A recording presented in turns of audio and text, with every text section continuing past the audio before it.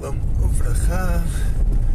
Hoje é dia 18 de Elul e a palavra 18 no valor numérico, que no hebraico não tem letras e números. As próprias letras, elas têm um valor numérico. Então, quando você pega um livro original no hebraico clássico, não vai ter número página 1, página 2, vai ter página Aleph, página Bet. Cada letra tem um valor numérico. E o valor numérico do número 18 são as letras Yud e Het, que elas formam a palavra Chai. Chai quer dizer vivo. E qual a diferença entre alguém morto e alguém vivo? Isso é uma diferença muito importante. A pessoa pode ser um morto-vivo, ou pode ser um vivo-morto, né? Mas o importante é não estar morto, nem ser um morto-vivo, nem ser um vivo-morto. O importante é ser somente vivo.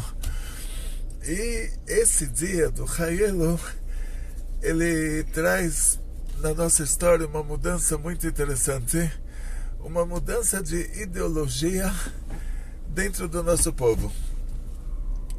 Cada geração ou cada época na história do nosso povo, ela é demarcada por uma mentalidade, e conforme a época vai mudando, as pessoas da nova época já não se adaptam mais àquela mentalidade anterior, e começa a surgir uma frieza, vamos dizer assim, uma incompatibilidade entre as pessoas e a ideologia.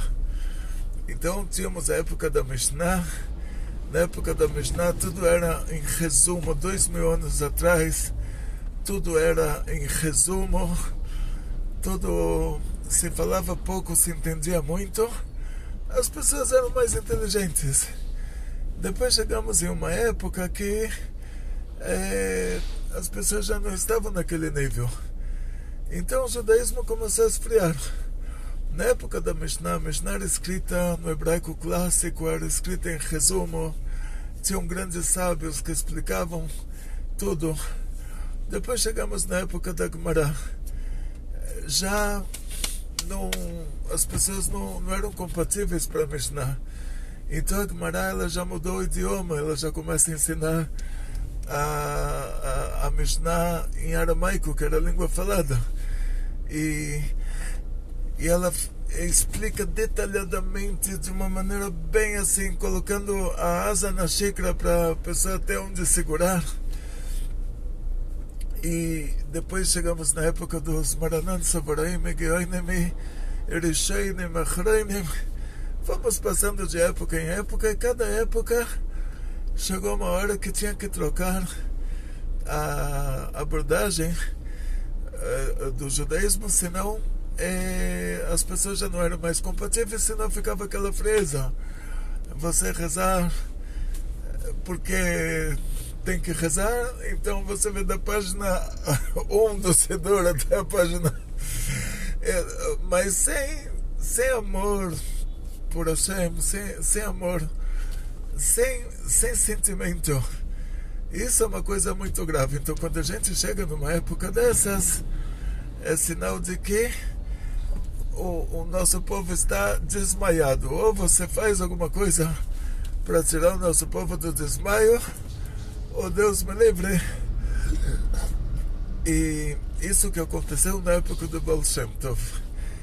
Baal Shem Tov chegou numa época que a estrutura do nosso povo estava muito incompatível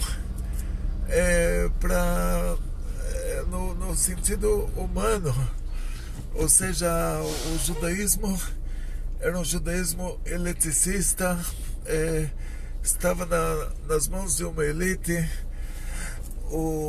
Os rabinos da época eram uma elite, então tinha sinagogas de pessoas estudiosas, e sinagogas de sapateiros, e sinagogas de coveiros, então eles não se misturavam. Quem era um pouco estudado, ele não se misturava com as pessoas que eram ignorantes. Quer dizer, ninguém ajudava ninguém. E o nosso povo chegou a um desmaio. O Baal Shem Tov, ele surgiu na Ucrânia. A Ucrânia é um lugar que foi derramado muito sangue judeu no Messias Nefesh, quer dizer, os judeus lá morreram para poder continuar sendo judeus. Os ucranianos sempre foram muito antissemitas. A nossa história na Ucrânia, não tem uma cidade lá que Deus me livre. Não vamos entrar em detalhes, que não é uma aula sobre antissemitismo, mas a nossa vida na Ucrânia foi difícil, por causa que de toda a Europa, a Ucrânia era o lugar onde morreram mais judeus por serem judeus. Então o Baal Shem Tov, que foi essa grande luz que nasceu nesse dia de Chai Elul, nesse dia de 18 de Elul, o Baal Shem Tov nasceu na Ucrânia. Foi um presente para os judeus ucranianos por terem sofrido tanto. E Hashem fez assim esse grande milagre. Baal Shem Tov nasceu na Ucrânia, começou como um tzadik nestar. Ele nasceu no dia de Chai Elul. Chai Elul, o dia de vivo em Elul. Quer dizer, o nosso povo agora vai começar a ressuscitar. Na época do Baal Shem Tov, ele era um grande tzadik, ele fez grandes milagres, ele foi de cidade em cidade, ressuscitando o nosso povo, ensinando para as pessoas mais simples, ensinando para eles Torá. Ele trabalhou com a inclusão judaica. Inclusão, mas assim, uma coisa que não existia antes. Antigamente, quem era um estudioso era um estudioso, que era uma pessoa simples, era uma pessoa simples.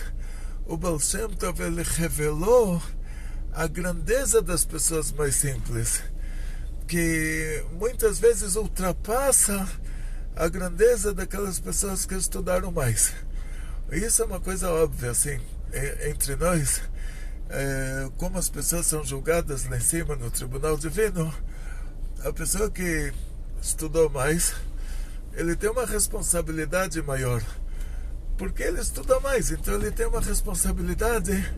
Quando a Torá fala sobre amor ao próximo, a pessoa que estudou mais, ele tem uma responsabilidade maior de amar o próximo como a si mesmo, porque ele está consciente, ele estudou isso.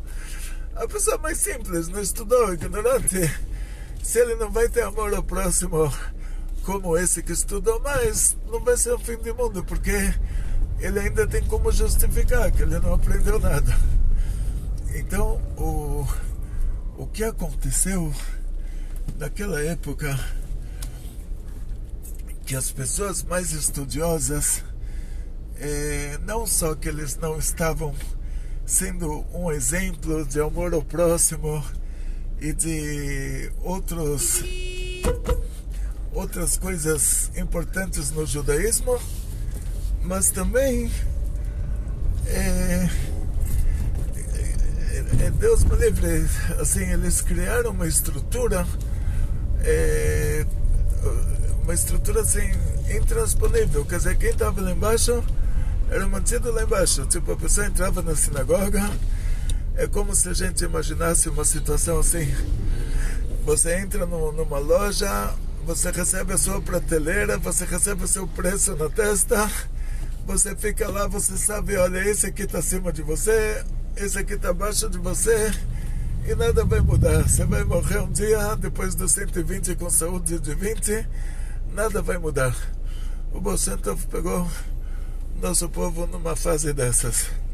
O povo estava desmaiado, e para ressuscitar o nosso povo, ele precisou ensinar o lado oculto da Torá, que até aquela época pertencia a um petit comitê.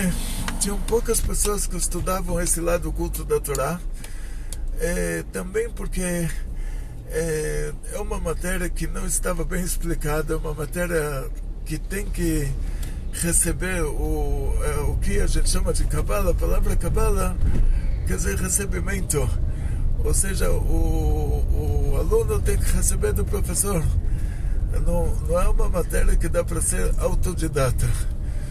E o Baal Shem Tov, ele inventou uma nova matéria na Torá que é chamada de Hassidut. O que é Hassidut?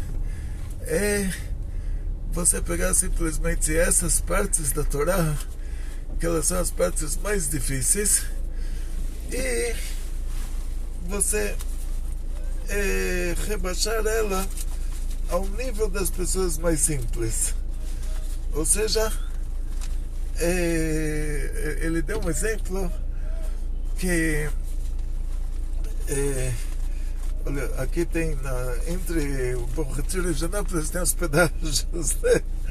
Tem pedágio mais barato, tem pedágio mais caro, mas tem um que é o suficiente você dar um biscoito, o outro não adianta, tem que ele já te coloca umas balinhas aí você compra a balinha e dá para outra pessoa, porque a gente não pode comer a balinha, porque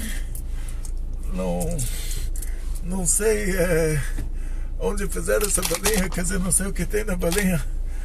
Teria que ir na fábrica da balinha para ver se não tem lá uma glicerina animal ou qualquer coisa assim.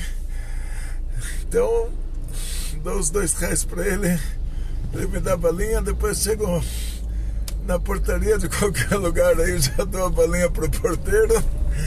Mas de qualquer maneira, voltando para o Baal Shem Tov, que isso é o principal, o Baal Shem Tov deu um exemplo de uma vez um rei, ele tinha um filho único. Esse filho único seria o sucessor do rei, e esse filho único, coitado, ele ficou muito doente. Os médicos já falaram para o rei: olha, não tem mais o que fazer.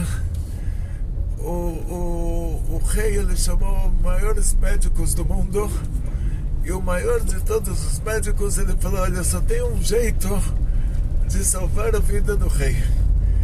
Tem na coroa do rei, tem a pedra preciosa, mais preciosa, que é o destaque, a diferença entre esse rei e os outros reis, que esse rei tem uma pedra preciosa que ninguém tem na coroa dele.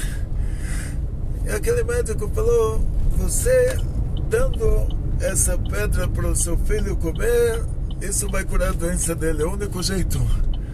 E aí os outros médicos falaram: mas ele já está tão coitado, ele já está em estado de coma, já ele não vai conseguir abrir a boca. Aí o rei falou: então moe a pedra, mistura com água e açúcar e taca na cara dele, alguma coisa vai entrar e vai curar a doença dele. O Baal Shem Tov, ele deu isso como exemplo, essa história. Ele falou: a pedra mais importante da coroa é a parte mais importante da Torá. A parte mais importante da Torá é o lado oculto da Torá. Isso que nosso patriarca Avraham Avinu, ele ensinava às pessoas o que é Deus. Os Zohar diz que ele escreveu um livro chamado Sefer Yetzirah, livro de Cabala sobre a criação do mundo. E essa parte oculta da Torá, ela vem desde os nossos patriarcas. Yaakov, ele estudou na Yeshiva de Shem e na Yeshiva de Ever. Por que precisava ter a Yeshiva de Shem e a Yeshiva de Ever? Ever era o bisneto de Shem numa época que ele viveu muito tempo, porque na Yeshiva do Shem, que era o filho do Noach, se estudava o lado revelado da Torá, e na Yeshiva do Ever se estudava o lado oculto da Torá. Então esse lado oculto da Torá sempre foi o lado principal. Como uma pessoa viva é uma pessoa que a alma está no corpo. Você é a alma. Se a alma não se encontra no corpo, esse corpo é um corpo morto. Agora, uma alma sem corpo, ela também é uma pessoa morta. Se você encontra no meio da rua, você se encontra com uma alma. Você fala: bom dia, como você está? E a alma, ela não tem como interagir no mundo. Ela não tem como interagir, por quê? A alma é comparada à luz. O corpo é comparado ao receptáculo. Então, se a luz ela não tem uma vela para segurar ela, se a alma não tem um receptáculo, ela não tem como interagir no mundo. Então, uma alma sem corpo também é uma pessoa morta. Precisa das duas coisas. Mas o principal, claro, que é a alma. Porque a alma ela também vive sem o corpo. Mesmo que ela não tem como interagir, uma alma nesse mundo sem corpo é uma pessoa morta. Mas ela está num nível melhor do que o corpo sem alma. O corpo sem alma é um cadáver. A alma sem corpo é você sem o seu corpo. Quer dizer, você continua na sua consciência, tudo, só não tem como interagir no mundo. Agora, o seu corpo sem a sua alma, Deus me livre, é a roupa que você tira e coloca para lavar. E então, das duas maneiras, a pessoa, tanto a alma sem corpo quanto o corpo sem alma, é uma pessoa morta. Mas a alma é mais importante que o corpo. Do mesmo jeito, o lado oculto da Torá, ele é mais importante do que o lado revelado da Torá. Mas sem o lado revelado da Torá, você não tem como interagir no mundo. O lado oculto da Torá, nós vamos chamar isso de kavaná, de intenção. Então a pessoa ele fez uma brachá com todo amor e temor, e ele sentiu assim uma união com Hashem. Agora, se ele tivesse feito a brachá sem sentir nada, ia ser considerado que ele cumpriu a mitzvah. Se ele tivesse sentido tudo e não tivesse feito a brachá na prática, não ia ser considerado nada. Então, o lado oculto da Torá, ele tem essa vantagem, ele é como a alma do lado revelado da Torá. Então, ele tem uma vantagem e uma desvantagem. A vantagem é que ele só funciona se junto com o lado revelado da Torá, ou seja, a kavaná, para que ela aconteça, a kavaná da mitzvah, você tem que fazer a mitzvah e ter a kavaná, quer dizer, a intenção profunda que você tem quando você faz uma mitzvah, o amor que você sente por Deus naquela hora, essa união que causa essa interação entre você e Hashem, só tem como sentir se você estiver fazendo, cumprindo o mandamento divino. Então, por causa disso, esse lado oculto da Torá, ele foi deixado de lado. As pessoas não tinham muito tempo e falaram assim, sendo que o principal é você cumprir a mitzvah. Se você cumpriu a mitzvah e não sentiu nada, não tem problema, você cumpriu a mitzvah. Se você sentiu tudo e não fez a mitzvah, você não cumpriu a mitzvah. Então esse lado interior da mitzvah, esse lado mais importante, o lado mais intenção, ele foi meio que deixado de lado. Então pensaram que não ia fazer diferença. Mas chegou uma hora que nosso povo estava desmaiado. O que quer dizer? Por falta de amor a Hashem, por falta de fazer as coisas com alegria, por falta de fazer as coisas com amor, as pessoas simplesmente não se sentiram mais motivadas para fazer nada. Ou seja, numa primeira época se pensava que o importante realmente é fazer. O que você pensou na hora de fazer, o que você sentiu na hora de fazer, não é tão importante. O principal é a ação. Você está no mundo da ação. No mundo da ação, o principal é a ação. Mas aí, na época do Baal Shem Tov, já se chegou numa situação que, Deus me livre, a pessoa deixou de fazer a ação por causa dessa sensação de falta por causa dessa frieza, vamos chamar assim. Por causa dessa frieza, as pessoas começaram a deixar de cumprir o lado prático da Torá, o lado ação da Torá por falta de emoção.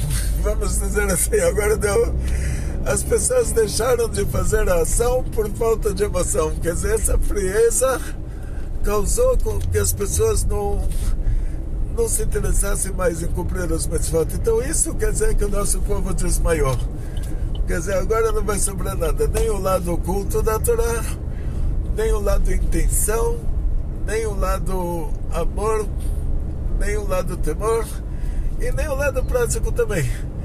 Então, Baal Shem Tov chegou à conclusão que se não tiver a Kavaná, se não tiver o lado oculto da Torá, que é a alma da Torá, o lado revelado da Torá também vai desaparecer, porque as pessoas não vão mais ter vontade de cumprir os mandamentos divinos.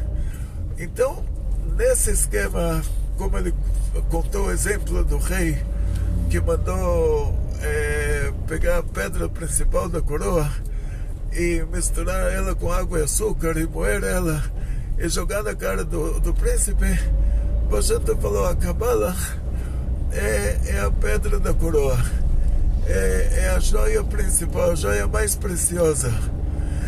Então vamos moer ela, quer dizer, explicar ela para uma criança de 5 anos de idade, misturar com bastante água e açúcar e jogar na cara de todo mundo.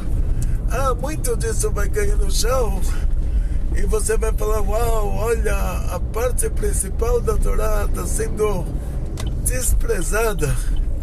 O Baal Shem Tov falou: mas para salvar uma vida, para salvar o nosso povo, aí vale a pena até isso. Depois chegamos no segundo tzadik. O Baal Shem Tov teve um sucessor, o Maggid Mesrit. O Maggid Mesrit teve como sucessor o Alter Rebbe, o Baal HaTanya, Rabbi Shneur Zalman Gileadi. Então, aí já a Hassidut já chegou na Rússia. Quando a gente fala sobre Ucrânia, um dia que você for fazer um passeio nos túmulos dos tzadikim, a maioria dos túmulos dos tzadikim se encontra na Ucrânia. Mas o Alter Rebbe, Rabbi Shneur Zalman Gileadi, ele já ultrapassou as fronteiras ucranianas e belorussas e lituanas e começou o Hassidut na Rússia. Imagina, já é Yemot Mashiach.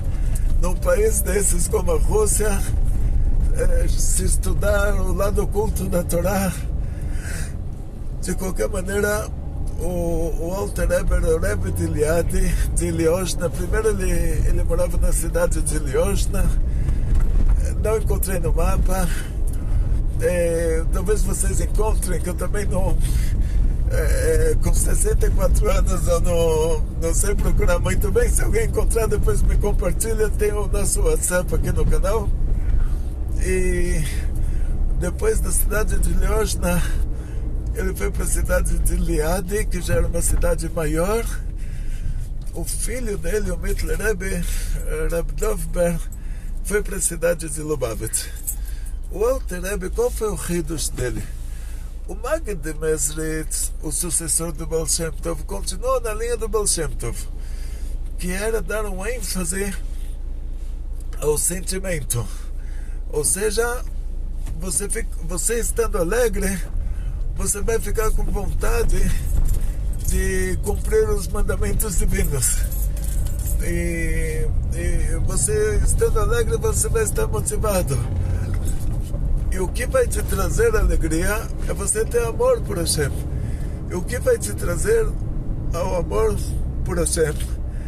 E aí entra a Hassidut Chabad. Aí o Alter Rebbe, ele falou assim: a pessoa que estuda Hassidus, ele vai desenvolver o amor, ele vai desenvolver o temor. Esse temor não é medo como no cristianismo, aí que Deus está lá correndo atrás das pessoas. Esse temor é assim, uma reverência, assim, é sentir aquele friozinho na barriga. Olha a grandeza, olha na frente de quem eu me encontro, olha a grandeza de onde eu estou. na frente de Hashem, a grandeza de Hashem, aí me causa esse friozinho na barriga. A pessoa no palácio do rei não vai falar do jeito que ele fala na casa dele. Então o Alter Rebbe, ele fala assim, olha, até agora o Baal Shem Tov e o Maggid Mesrit, e eles deram um ênfase de despertar o sentimento, e depois que você despertou o sentimento, você consegue fazer o trabalho divino de uma maneira muito mais intensa. Você já sente amor por Hashem, você já não é um corpo morto. Você não reza só para terminar de rezar, e na hora que você tira o talit, você já fala, ufa, consegui rezar pelo menos 10% da reza, que maravilha, me livrei. Eu tinha que rezar, já me livrei dessa obrigação por hoje. O Baal Shem Tov, ao contrário, ele revelou a grandeza de Hashem, o amor que a gente tem que ter por Hashem, que a pessoa ia dormir já esperando acordar de manhã para poder rezar, para poder ter essa relação íntima com Hashem. E o Alter Rebbe, ele revelou para a gente que por meio do estudo de Hassidut, quando você estuda bastante, você consegue fazer com que, sendo que o nosso intelecto, por natureza humana, o intelecto domina o sentimento. Então você consegue, por meio do intelecto, despertar o sentimento. E essa linha é chamada de Chabad. Chabad quer dizer Chokhmah, traduzido como sabedoria. Depois Binah, traduzido como entendimento. E Dat, a tradução de Dat é conscientização. Eu não sei como eles traduzem, mas a pessoa se conscientiza de alguma coisa. É a ponte entre o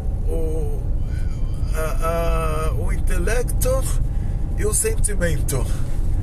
Então, imaginar uma coisa assim. Alguém te fala que fugiu o tigre, o leão e mais alguma coisa aí, fugiram do zoológico. Então, você sabe isso. Agora, na hora que você ouve o tigre e o leão rugindo do lado da sua casa, você se conscientiza disso. Quer dizer, na hora que você ouve no noticiário, você fica sabendo. Isso ainda não te deixa com aquele...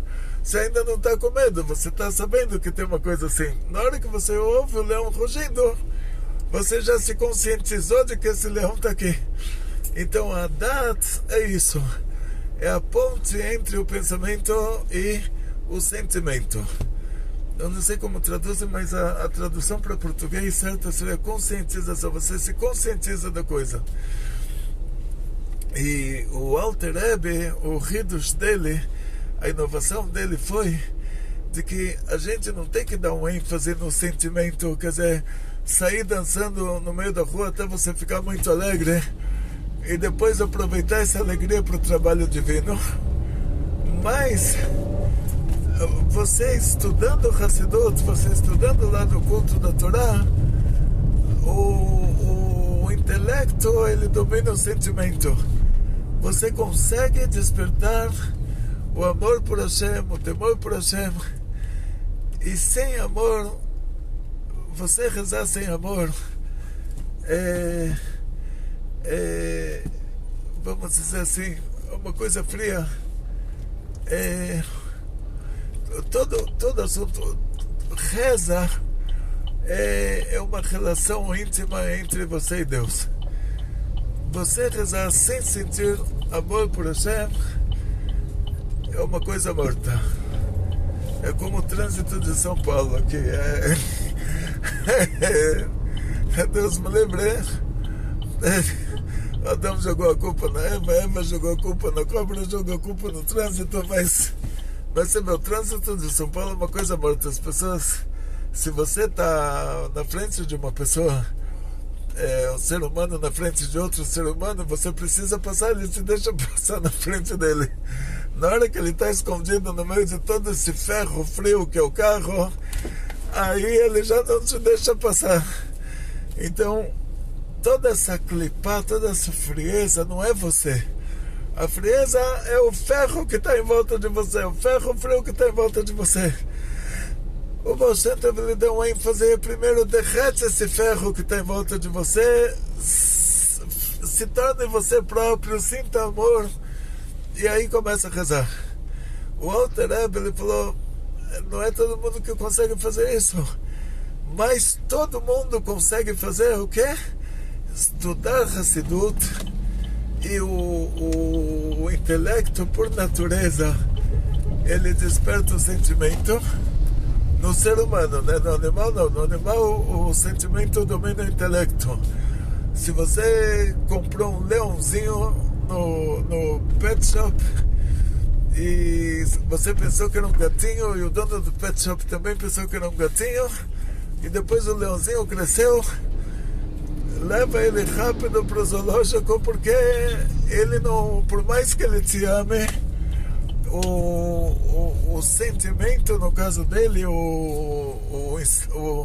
a vontade de comer, ela domina o intelecto.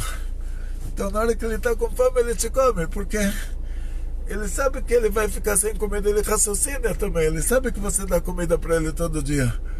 Mas na hora ele não conseguiu se controlar, na hora ele te comeu porque ele não consegue se controlar, mesmo sabendo que ele vai perder com isso. Então quer dizer que o raciocínio dele está abaixo do instinto. O instinto, o sentimento usa o raciocínio para conseguir o que ele quer. E no ser humano é o contrário. No ser humano o intelecto domina o sentimento. Então o ser humano ele tem a capacidade de se controlar. Por causa disso nós recebemos 7 mitzvot Bnei Noach, mundo inteiro, nossos patriarcas. Depois, com a entrega da Torá no Monte Sinai, recebemos 613 mandamentos, porque nós temos a capacidade de controlar os nossos sentimentos, enquanto que o animal não tem. Então o Alter Rebbe falou: vamos aproveitar essa natureza humana, que o intelecto domina o sentimento. No lugar de investir no sentimento, vamos investir no intelecto. E aí o intelecto, ele liga o sentimento. E essa é a metodologia do Chabad.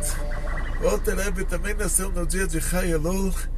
Então essas duas grandes luzes, essas duas, como se fala, essas duas luminárias, os dois, o Alter Rebbe e o Baal Shem Tov, eles nasceram no dia de Chai Elul. Por isso que o dia de Chai Elul, ele honra o seu nome, que é Vivo Elul. Chai Elul, que o Baal Shem Tov e o Alter Rebbe, eles trouxeram vida para o judaísmo. E agora que estamos no mês de Elul, que é o mês da Teshuvah, o mês que a gente tem que voltar. A palavra Teshuvah não é arrependimento, a palavra Teshuvah quer dizer voltar para o caminho certo. Então um canibal na ilha de Borneo estava lá matando pessoas e comendo os cadáveres, e aí ensinaram ele que isso não está certo.